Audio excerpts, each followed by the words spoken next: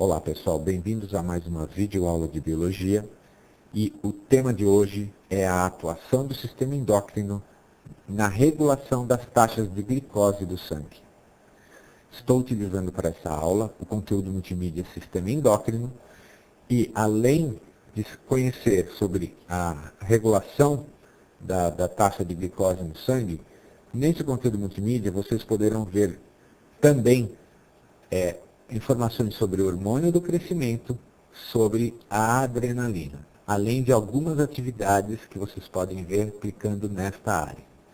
Mas hoje, especificamente, nós vamos ver a área 3, que é sobre os efeitos da glicose no sangue e sua regulação hormonal. Bom, pessoal, então estou aqui com a tela 3, onde nós vamos perceber como que os hormônios e como que o sistema endócrino controla as taxas de glicose no nosso sangue. Primeiro, vamos falar então, pessoal, o que é a glicose? Glicose. Glicose é um açúcar, ok?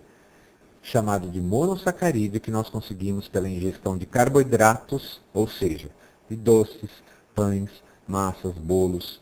Quando nós ingerimos carboidrato, a digestão, na maioria das vezes, produz glicose e essa glicose vai para o sangue.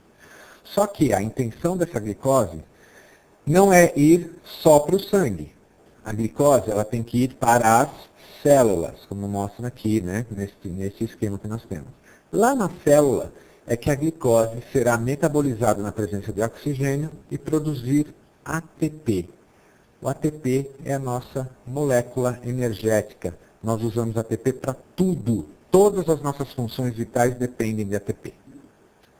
Agora, como é que então o sistema endócrino controla essas taxas? Nós temos alguns pontos-chave, né? Alguns órgãos-chave e hormônios envolvidos. Então, o primeiro órgão envolvido é o pâncreas. Tá?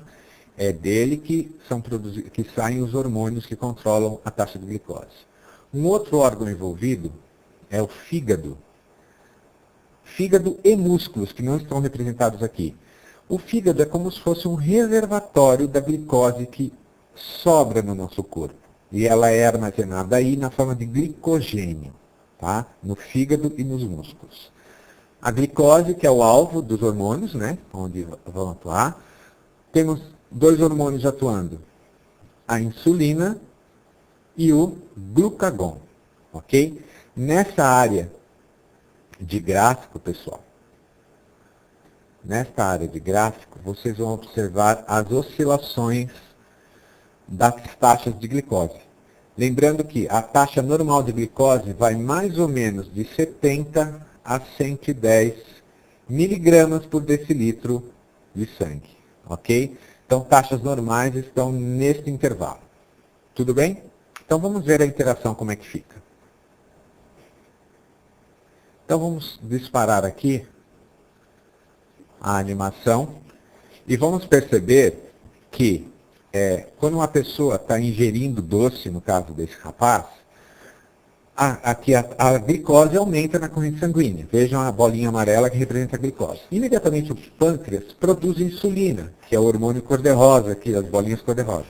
Essa insulina se liga à glicose e facilita a entrada da glicose nas células, produzida pelo pâncreas.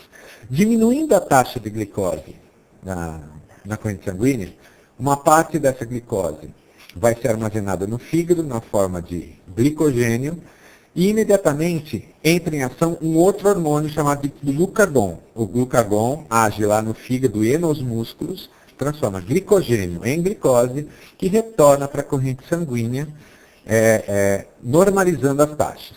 Então vejam aqui, observem no gráfico o seguinte.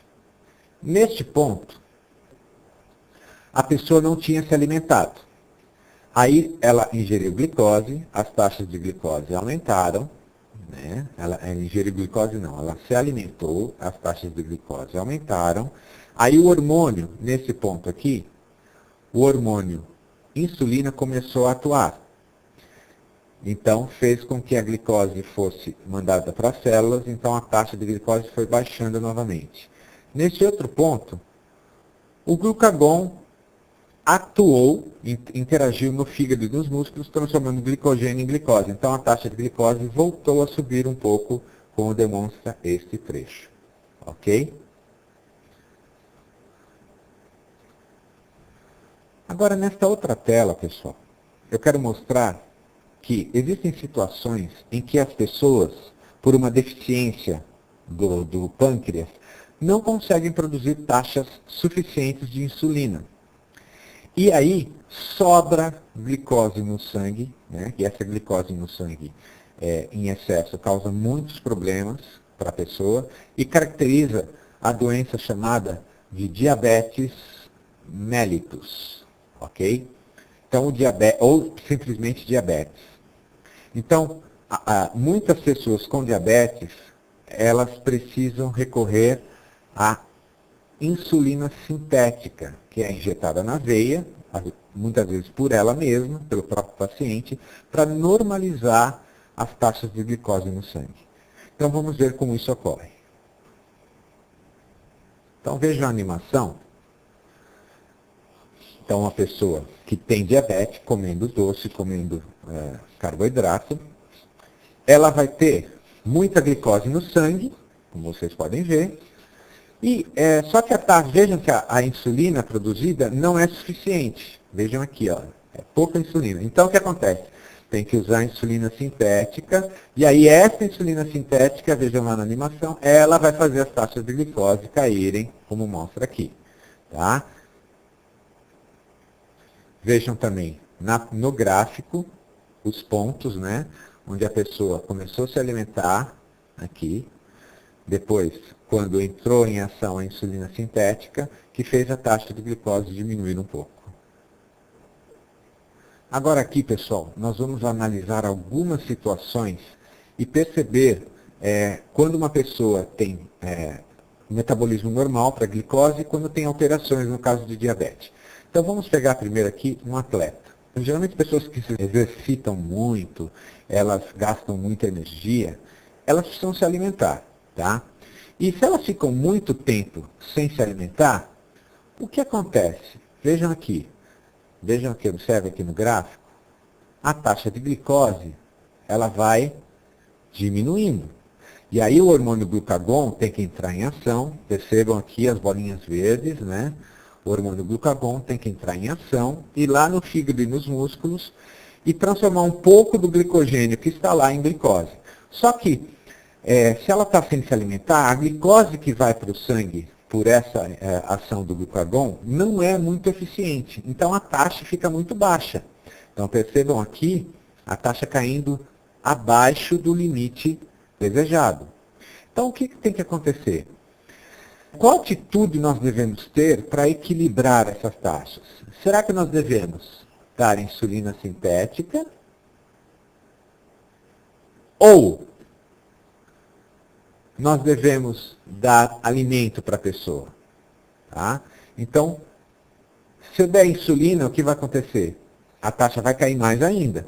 Então, nós temos que dar alimento. Então, a pessoa tem que se alimentar, porque vai acontecer, observe no gráfico, que as taxas de glicose vão começar a aumentar, tá? E com isso também a taxa de insulina aumenta para levar essa glicose para as células para ser metabolizada e transformar em energia. Ok? Então, esse é um quadro típico de um atleta, por exemplo, que fica muito tempo sem se alimentar, que precisa sempre repor essa energia através do carboidrato. Então, com base nessas observações, o que você diria dessa pessoa? Ela tem um quadro grave de diabetes? Ela tem um quadro moderado de diabetes, libera a insulina em quantidade pequena, por isso precisa complementar com insulina sintética? Ou é uma pessoa normal, pois manteve sua taxa de glicose entre 70 e 110 miligramas por decilitro durante as 24 horas analisadas? Nós vimos que essa pessoa, ela é uma pessoa normal, então ela não tem diabetes. Então, parabéns, você acertou o diagnóstico do paciente, pois ele não possui diabetes mellitus. Tá? Gente, vou parar a aula aqui. No conteúdo multimídia você pode clicar aqui e analisar outras situações, com outros casos e perceber como ocorrem as oscilações de taxa de glicose. E dúvidas a gente tira no chat. Até logo.